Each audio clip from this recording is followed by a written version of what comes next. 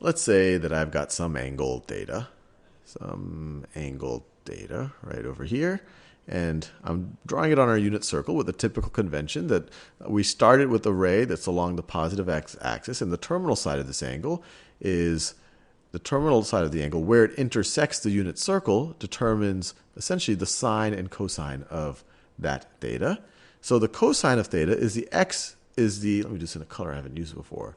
The cosine of theta is the x-coordinate of where this terminal ray intersects the unit circle, or another way of thinking about it is the cosine of theta is the length of what I'm drawing in purple right over here.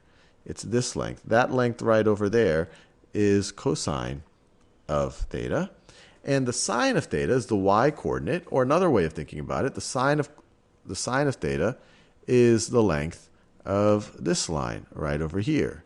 How high you are above the x-axis, that is essentially the y-coordinate, and so the length of that is sine theta. And this makes sense. This actually shows why the unit circle definition is an extension of the SOHCAHTOA definition. Remember, SOHCAHTOA, let me write it down. SOHCAHTOA.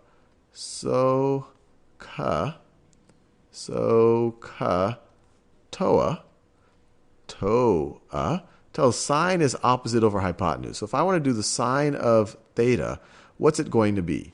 So if I think about the sine of theta by the SOHCAHTOA definition, it's going to be equal to the length of the opposite side. Well, we're saying that that's sine of theta. It's sine of theta over the hypotenuse. Well, the hypotenuse here, this is a unit circle, so it's going to be 1. So this shows that this is consistent. Or another way of thinking about it, sine of theta is equal to the opposite side over the hypotenuse. In this case, it's going to be equal to the opposite side. And what's the hypotenuse? This is a unit circle, so it's going to be 1. So in this case, sine of theta is equal to the length of the opposite side. The length of the opposite side is equal to sine theta. And same exact logic. The cosine of theta is equal to adjacent over hypotenuse,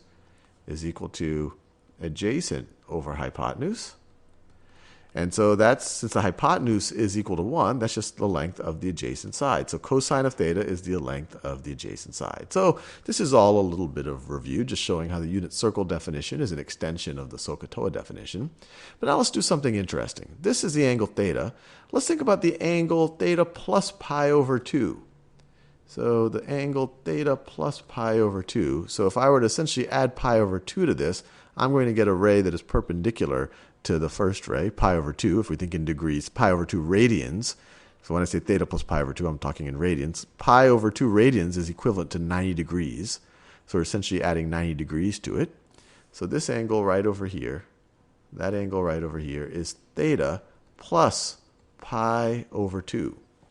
Now, what I want to explore in this video, and I guess this is the interesting part of the video, is can we relate sine of theta plus pi over 2 to somehow sine of theta or cosine of theta? And I encourage you to pause this video and try to think this through on your own before I work it out.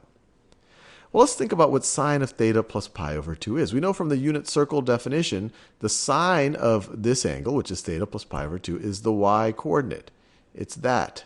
It's this value right over here. Or another way of thinking about it, it's the length of this line in magenta.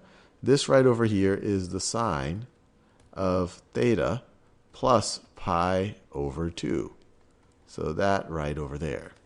Now, how does that relate to what we have over here? Well, when you look at it, it looks like we just took this triangle and we just we rotated it counterclockwise by 90 degrees, which is essentially what we did do, because we took this terminal side and we added 90 degrees to it, or pi over 2 radians. And if you want to get a little bit more rigorous about it, if this whole white angle here is theta plus pi over 2, and the part that's in the first quadrant is pi over 2, then this part right over here, that must be equal to theta.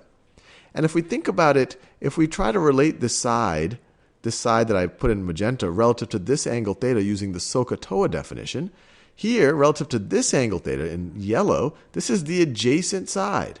So let's think about it a little bit. So what deals with the adjacent and the hypotenuse? And in this case, of course, our hypotenuse has length 1. This is a unit circle. Well, cosine deals with adjacent and hypotenuse. So we could say that the cosine of this theta, so the cosine of that theta, is equal to the adjacent side, the length of the adjacent side, which we already know is sine of theta plus pi over 2. Let me write it this way. Sine of theta plus pi over 2 over the hypotenuse, which is just 1, so that doesn't change its value. So that was pretty neat. Just like that, we were able to come up with a pretty neat relationship between cosine and sine.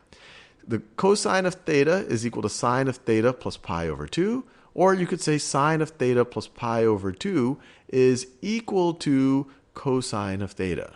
Now what I encourage you to do is, after this video, see if you can come up with other results. Think about what happens to what sine of theta really relates to, or what cosine of theta plus pi over 2 might relate to. So I encourage you to explore that on your own.